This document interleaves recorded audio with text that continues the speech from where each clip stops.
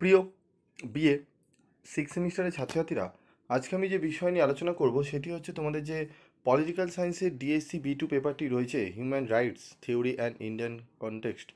এই পেপার থেকে আমি তোমাদের আজকে একটি গুরুত্বপূর্ণ প্রশ্নের উত্তর নিয়ে আলোচনা করব। অনেকেই তোমরা রিকোয়েস্ট করেছিলে এই প্রশ্নের উত্তরটি নিয়ে আলোচনা করতে, তো চলো আমি আজকের এই ভিডিওতে আলোচনা তোমাদের করে দিচ্ছি। তো দেখো, ভূমিকা। মানবাধিকার হলো সেই মৌলিক অধিকার যা ব্যক্তির মর্যাদা, স্বাধীনতা ও সাম্যের নিশ্চয়তা দেয়। ভারতের সংবিধান এবং সরকার মানবাধিকার সুরক্ষায় বিভিন্ন গুরুত্বপূর্ণ পদক্ষেপ গ্রহণ করেছে। মূল বিষয়বস্তু: সাংবিধানিক বিধান। ভারতের সংবিধানের ভূমিকা ন্যায় বিচার, স্বাধীনতা, সাম্য ও ভ্রাতৃত্বের নিশ্চয়তা দেয়। সংবিধানের 4th অধ্যায় সরকারকে সামাজিক ও অর্থনৈতিক ন্যায়ের জন্য দায়িত্ব দেয়। জাতীয় মানবাধিকার কমিশন 1993 সালে the protection of human rights act 1993 অনুযায়ী প্রতিষ্ঠিত মানবাধিকার লঙ্ঘনের তদন্ত করে, সুপারিশ প্রদান করে এবং জনসচেতনতা বৃদ্ধি করে। রাজ্য মানবাধিকার কমিশন। বিভিন্ন রাজ্যে পৃথক মানবাধিকার কমিশন গঠিত হয়েছে। স্থানীয় স্তরে মানবাধিকার সংক্রান্ত অভিযোগ তদন্ত করে মৌলিক অধিকারসমূহ, যেমন ব্যক্তিগত স্বাধীনতা,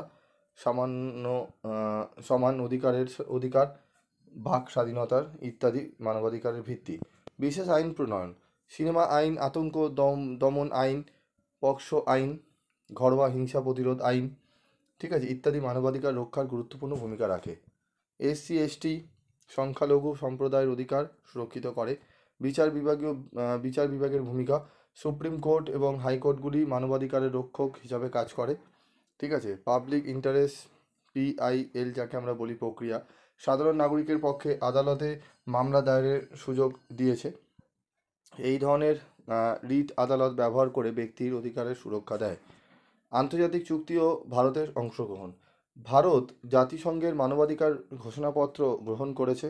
ভারত, ঠিক আছে, ইন্টারন্যাশনাল, ঠিক আছে, covenant and on civil and political rights ICCPR এবং ইন্টারন্যাশনাল, ঠিক আছে, covenant on economic, social and cultural rights এর অংশীদার। NGO ও সুশীল সমাজের ভূমিকা, ঠিক আছে। তো PUCL, ঠিক আছে, এবং RI ইত্যাদি সংস্থা মানবাধিকার রক্ষায় সচেতনতা এবং প্রতিরোধমূলক কাজ করে।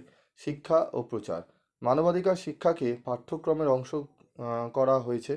গণমাধ্যম, সভা সমিতি, সেমিনারের মাধ্যমে সচেতনতা বৃদ্ধির চেষ্টা করা হয়েছে। উপসংহার: ভারত মানবাধিকার রক্ষায় সাংবিধানিক আইনি ও প্রাতিষ্ঠানিক ব্যবস্থা গ্রহণ করেছে, তবে এখনও চ্যালেঞ্জ রয়ে গেছে, যেমন পুলিশি নির্যাতন, সামাজিক বৈষম্য, জাতিগত, ঠিক আছে, সহিংসতা ইত্যাদি। তাই মানবাধিকারের পূর্ণ রক্ষার জন্য সরকার, বিচার বিভাগ এবং সমাজের সম্মিলিত প্রচেষ্টা অপরিহার্য। তো এই প্রশ্নের সম্পূর্ণ টু দি পয়েন্ট অ্যান্সার আমি তোমাদের বলে দিলাম এবং খুবই ডেটা কেন্দ্রিক আমি দিয়েছি। যদি ডেটাগুলো ভালো করে দিতে পারো, খুব নাম্বার কিন্তু ভালোভাবে তোমরা ক্যারি করতে পারবে। এই প্রশ্নটি, ভারতের মানবাধিকার সুরক্ষার ক্ষেত্রে কী কী পদক্ষেপ গ্রহণ করা হয়েছে, ঠিক আছে।